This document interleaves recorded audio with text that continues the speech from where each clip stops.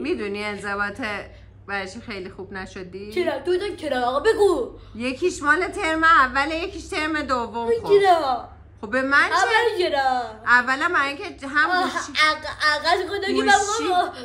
گوشی میبردی، یکی هم این که رژ لب میبردی مدرسه. من نکردم، اینو بدون چون رژ لب همه جا ندید بجز اون موقع. خب گوشه بابادا عقب نبود. میدونی کی کرده رژ لب؟ کی؟ ازل. بفهمم ازل؟ آره ازل گفتش. ازل رفت لود داد.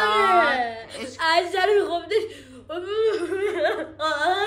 نمیشه داستان داره. چه داستانی؟ زدر خب میگه گوشتو بیا منم آوردم.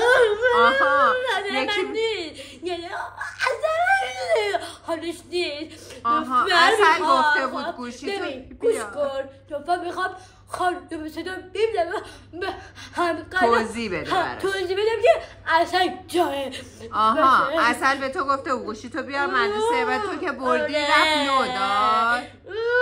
گریه نداره حالا اصلا گریه نداره حالا همه چیز خیلی خوب شده. عالیه خیلی خوب شده. من خوب زیرا